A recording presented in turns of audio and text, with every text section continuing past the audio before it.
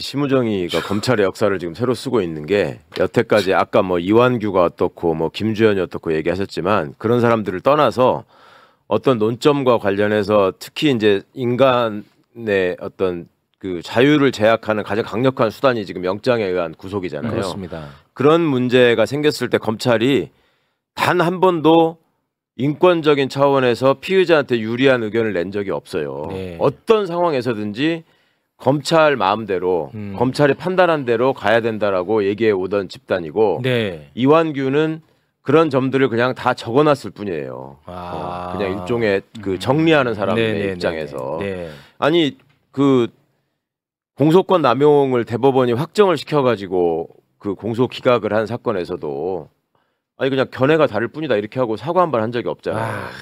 그러니까 그렇게 심각한 검찰권 남용에 대해서도 사과한 적이 없는데 이런 문제에 대해서 심우정이가 아주 그 정말 뱀의 혀를 놀렸는데 저 아까 우리 보여주신 저 영상에서 인신 구속에 관한 권한은 법원에 있기 때문에 즉시 항고를 하면은 위헌의 문제가 있습니다. 그렇게 얘기를 했단 말이에요. 그렇습니다. 인신 구속이라는 말로 다 뭉뚱그려 버렸어.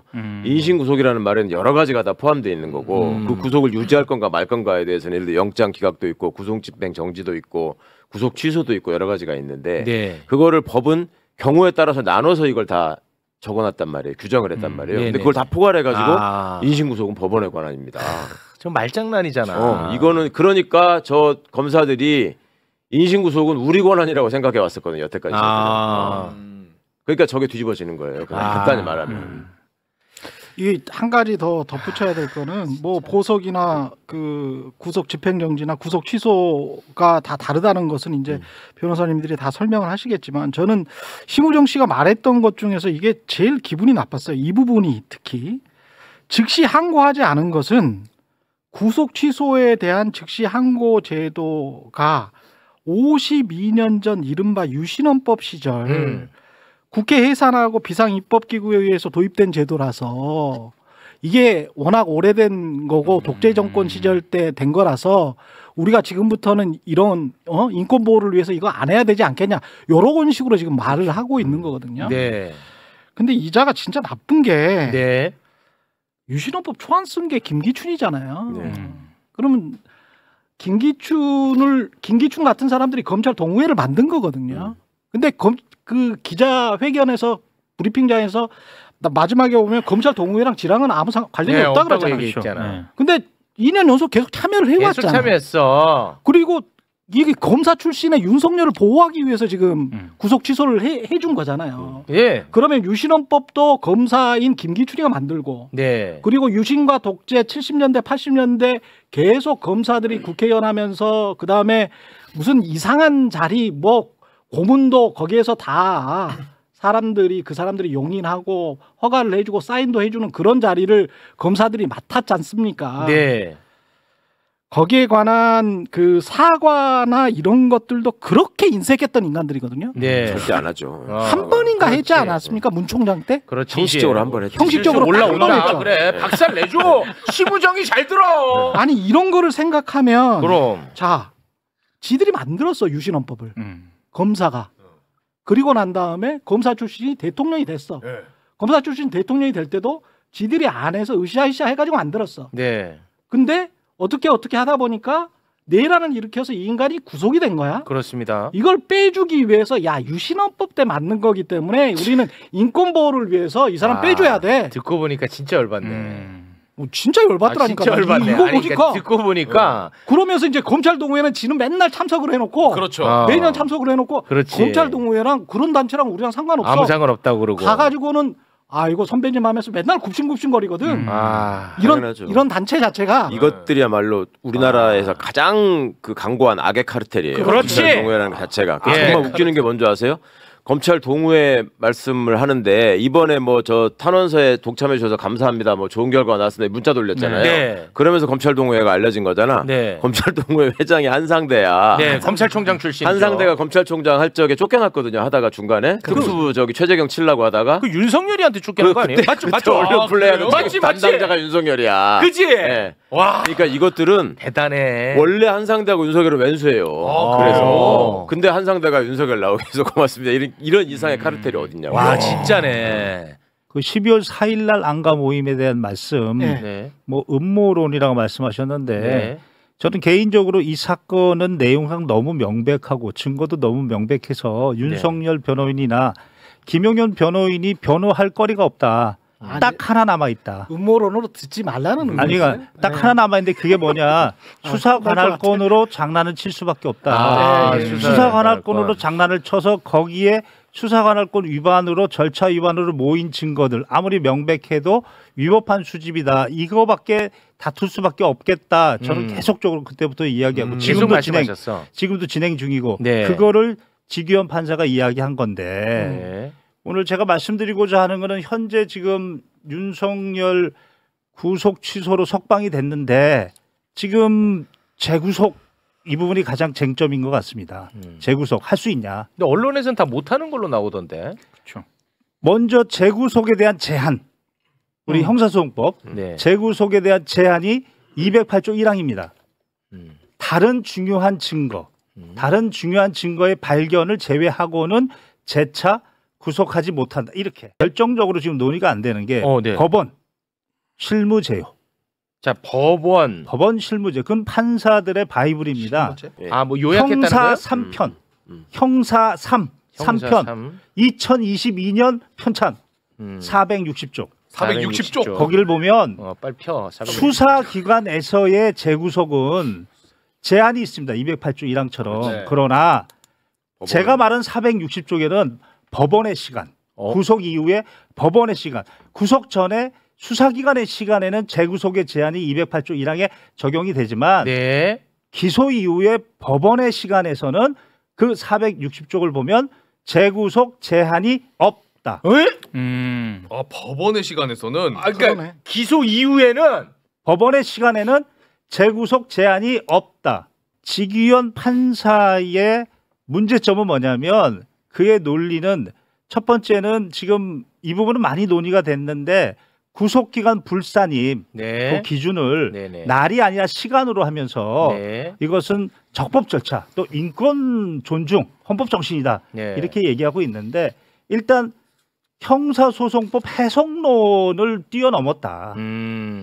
입법론으로는 가능하다. 입법론은 이거는 국회의원이 해야 되는 거고 그렇죠. 헌법 정신을 더 구현시키기 위해서 입법을 하는 건 국회의원이 하는 거고 판사의 역할은 현재 형사소송법을 해석하는 역할을 해야 되는데 바로 이 문제가 되는 201조의 2 그 불산입 기간 7항 거기는 명문의 규정으로 접수한 날로부터 반환한 날 이라고 날이라고 돼 있어요. 분명히 명문의 규정 시간 아워로 돼 있지 않다는 거죠. 그렇습니다. 데이로 돼 있다는 거죠. 그리고 66조 1항에도 분명히 구속기간 계산을 구속기간 초일은 시간을 계산하지 아니하고 날로 시간을 계산하지 않습니다. 형사소송법은 1일로 계산한다. 그거는 이제 아주 이거를 보면 월권이지. 1일 날로 계산한다는 그러니까 대검찰청도 다시 날로 지침을 바꿨다는 거죠. 그렇습니다. 그래서 이거는 분명히 해석론이 아니고 입법론을 한 건데 가사 좋다. 뭐 그렇게 헌법 정신에 투철해서 절차적으로 구속 취소했다 치자. 여기서 중요한 건 법원 실무제요에 나와 있는 그 기준에 따르면 재구속의 제한이 없기 때문에 판사라면 절차적으로 판단하고 끝내면 안 되고 내용도 판단해야 되는 겁니다. 구속 사유가 여전히 있냐 없냐. 있지. 구속 사유는. 형사소송법 70조에 죄를 범하였다고 볼 만한 의심이 상당하다. 범죄가 중대하다. 특히 중요한 건 증거인멸의 우려. 우리는 헌법재판소에서 거짓말을 밥 먹듯이 하는 윤석열을 봤습니다. 지금 나와서 지금 여기저기 전화하고 있어요. 지금 증거인멸의 우려는 더 커졌어요. 그 부분을 판단해야 되는데 그 부분을 고의적으로 판단하지 않았다. 대법원 판결이 있었다. 2018도 19034. 그게 뭐냐면 2018년 1월 19일 날 구속이 됐어요. 이 사람이. 근데 이 사람은 사기범 자범이에요. 근데 그 변호사가 똑똑했어요.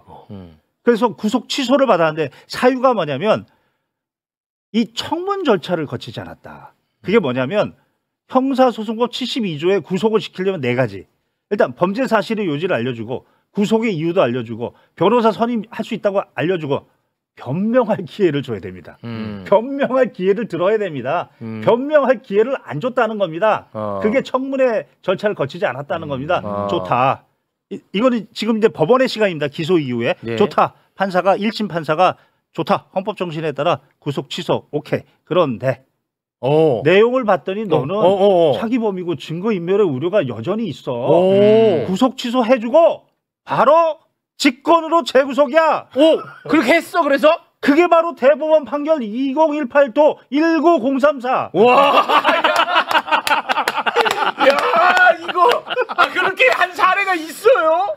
와. 법원 실무 제요에 다 나와 있어. 법원 실무 제외에 나와 있어. 460페이지 좀 봐라 이 자식아. 재구속에 제한이 없다는 게 바로 그런 의미입니다. 그러네. 그 사건에 대해서 절차뿐만 아니라 내용도 구속의 사유도 끝까지 살펴라. 그 말의 해설을 심우정이 말로도 한 거예요. 인신구속에 관한 권한은 법원에 있다라는 게 그 의미야. 그러니까 수사기관이 구속하는 거는 구속영장을 청구해서 법원으로부터 허가를 받는 거잖아요. 네. 내가 수사를 하는데 필요하니까 그렇죠. 구속하게 해달라고 하는 거예요. 맞습니다. 그 수사 절차에서 벌어진 거기 때문에 네. 그렇게 됐는데 보니까 이게 구속 사유가 없는데 잘못됐어. 그러면 법원이 구속을 취소해 줄 필요가 있죠. 수사 절차에서 잘못된 구속이라고 하는 거야. 네. 근데 기소가 돼서 법원으로 넘어오면 그 법원의 심우정이 말처럼 민신구속에 관한 권한은 법원의 권한이기 때문에 전적으로 법원이 필요성에 따라서 이 사람 불러다가 다시 한번 확인해보고 바로 구속하면 되는 거예요. 직권으로. 네. 그러니까 이거는